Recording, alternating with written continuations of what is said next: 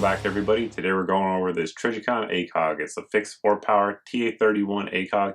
The thing that makes this one different though than any of the others out there available on the market is that it has the patented Primary Arms ACSS Reticle on there. Now this reticle has been out for a while. I've been using it for probably 2 years in various different optics that we have here on the channel. We have multiple reviews of it. But this thing's proven it works. There's a myriad of reviews out there on the internet that show the capabilities of this, the fact that it's on for various rounds. This one here is calibrated for 223, 545, and 308, so it will be able to be used on a wide variety of rifles like you guys have seen throughout the intro so far. But really what makes an ACOG an ACOG, number one, is durability and being combat proven. There's so many stories of ACOGs being like falling out of flying vehicles, helicopters, falling over cliffs, being fully submerged for long periods of time and working just fine, even throughout the ordeal. So these things are super rugged. They're built extremely well, made 100% America. But of course, there's other features that we're going to go over in detail coming up next.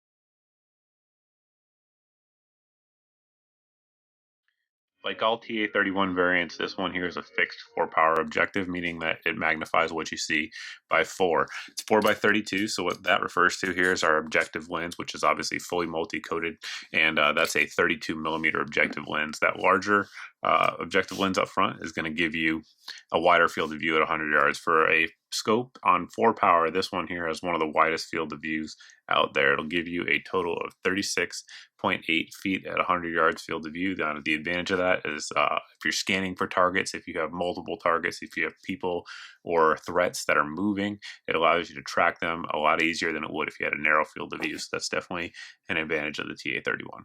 This is a dual illuminated scope, so what that means is that you have illumination from 2 sources, both the tritium insert that's in there. Those are generally going to last 10 to 15 years, and that's going to illuminate the reticle regardless of lighting conditions. You can be in pitch black, and it will illuminate it just fine.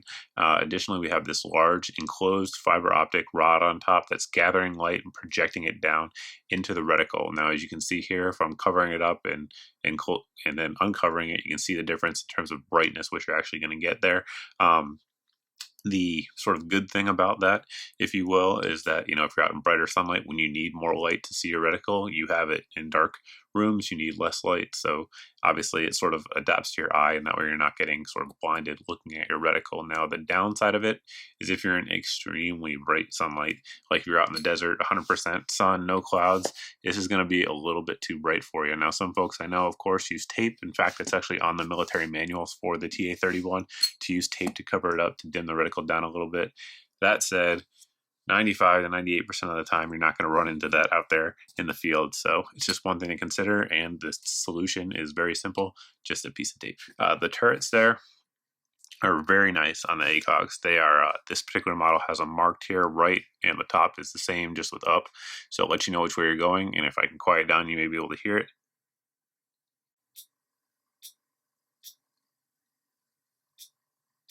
Very positive clicks. Now those clicks equate to half MOA, so at 100 yards it's going to give you roughly ½ inch of adjustment, both for windage and elevation.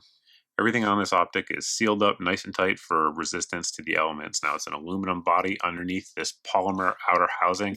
That's going to help prevent any sort of moisture from getting in there. Of course, anywhere there's an opening, like on the lenses, here on the turrets and the fiber optic portion, it's all sealed with O-rings, some cases double O-rings all the way around there, really locking it up nice and tight. These have been out in the rain for sustained periods of time, never had an issue, no fogging, nothing like that. So in terms of weather resistance and being able to operate in all environments, the ACOG has certainly proven its worth in combat over the last 15 to 20 years, really.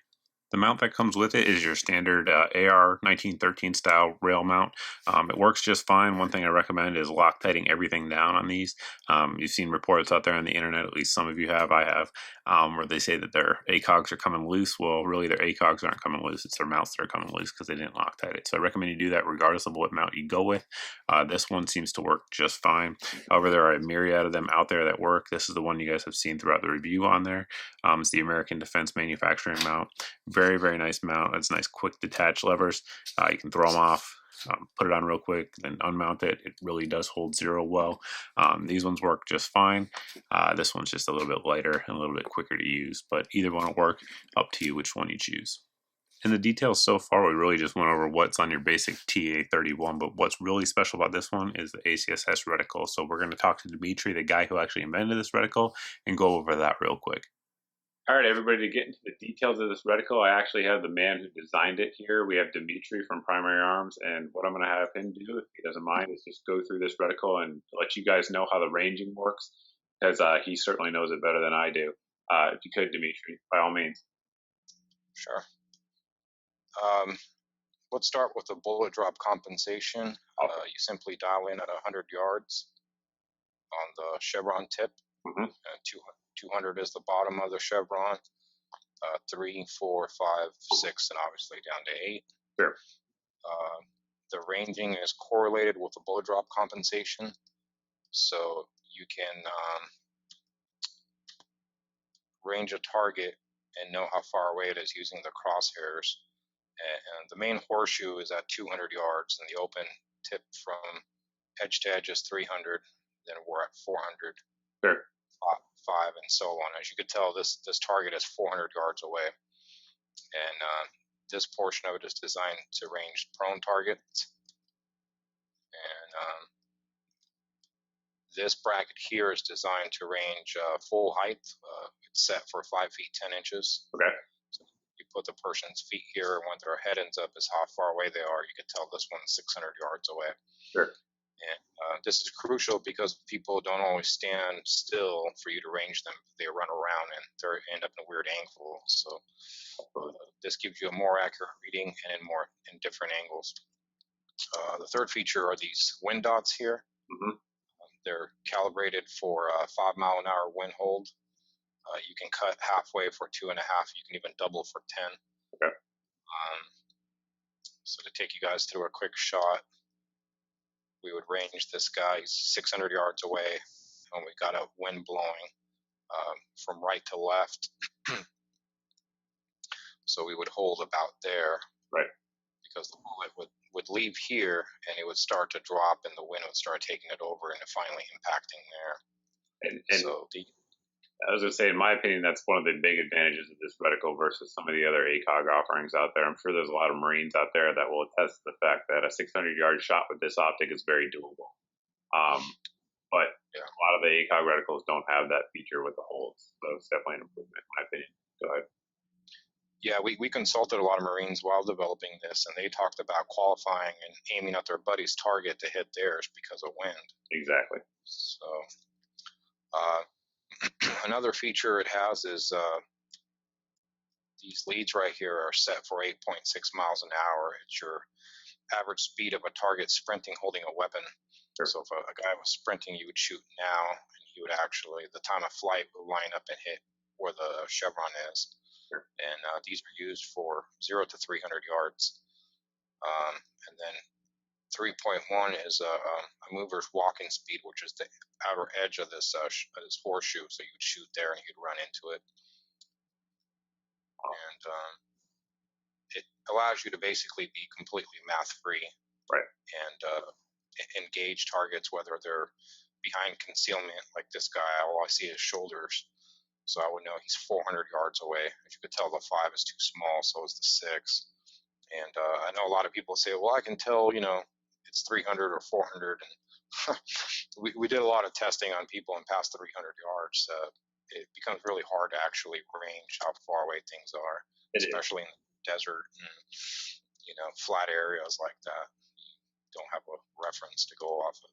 Absolutely. I can tell you from personal experience in the military, that's something we trained on a lot of times. We'd go out to ranges or even not ranges, and just set up things at different distances and test the soldiers or yourself and see how well you could range estimate. And I tell you, with trained people who do it regularly, it's difficult. It's not easy. But it's the number one reason shots are missed is wrong range estimation. I agree, and then probably followed by wind, not reading the wind right.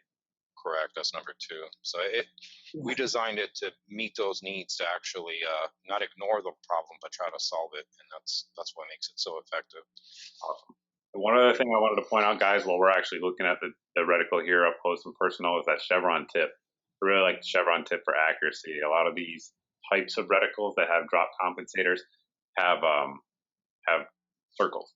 The circle, I mean, yeah, you can lollipop and shoot right on the top of it, but this makes it so much easier and takes out a lot of the guesswork for that. Those of you guys who have done that lollipop technique know exactly what I'm talking about. This takes that away and makes it a much more precise target when you're actually within ranges that you're using that chevron tip. So it's definitely something I like as well over some of the other offerings out there. Yeah, it really helps when it doesn't obstruct the target. So when you get a target that's partially exposed, it allows you to be very precise with the shot, and it also helps with getting a final zero. I hear guys say, "Oh, I shot 3 rounds and I'm dialed in," and I just sit here and go, "Oh my God, you need to fire a lot of rounds and make sure you're spot on with all your main group to actually commit to a final zero." And especially since this reticle is designed to be 0 out of 100. So you said that earlier, but just making sure to drive that point home, that if you're going to actually use this and have your drop compensators work, that's your zero distance for this reticle. Correct. Okay. Awesome, Dimitri. We're going to get back to the review. I appreciate you helping us out here and really explaining it. That's a pretty detailed look at the reticle. If you guys want to know more about the reticle, I have a much longer video where we go in all types of details about this sucker, the ACSS reticle. So I'll put a link down in the video description for you guys who want to actually learn even more about it. But we covered the majority of the features there. Now, let's talk about downsides to this. First and foremost, the number one downside most people are going to say about ACOGs is that they're expensive. This one here comes to market at, I think, like $1,190 or something like that, which, yes, is expensive. That's a lot more than some rifles even cost. But there's a lot of people out there that will say you should spend more on your glass than you do your rifle. We'll leave that up to debate. You guys can debate that below in the comments section. But one thing I'll tell you is that these things are excellent quality optics. We talked about the durability already. The glass is very clear. It has a very nice wide field of view like we talked about. It has a tritium, which is going to back it up. If anything ever happens to it for whatever reason, that tritium is still going to be going for about 10 to 15 years. And of course, Trijicon has very good customer service and will actually add new tritium in there. If you guys have this optic for that long, I think there's a small fee for that, but they will retrofit it with new tritium down the road if you want to do that. So that's always a good thing as well. There's one other conduit that I want to mention, and that's the eye relief. The eye relief on this is 1.5 inches, which is basically right there, which is if you've been watching me shoot, that's why my eye's pretty close to it the majority of the time now. The downside of that is that it just has to be mounted relatively far back on the rifles, but if you're using an AR type system or a Tavor or something with a flat top, it's really not a big deal at all in my opinion, and you'll have plenty of room there, and a lot of folks shoot nose to charging handle anyway, which kind of puts you in the perfect position to do that. So those are really the downsides of it, but it has tons of upside. Without question, this is one of the most high quality optics out there on the market, being the ACOG, and the reticle is very good as well, which we already talked about. So that's about it, guys. If you have questions about this sucker, by all means post below in the comment section. You can also post over at my Facebook page as always. If you have specific questions, of course you can head over and ask the folks at Primary Arms. They're very customer service friendly and we'll probably respond to you very as quickly as I do, if not quicker. So that's about it, guys. Thanks for watching. I really appreciate it. If you haven't subscribed yet, please go ahead and do so, and hope to see you in the next video.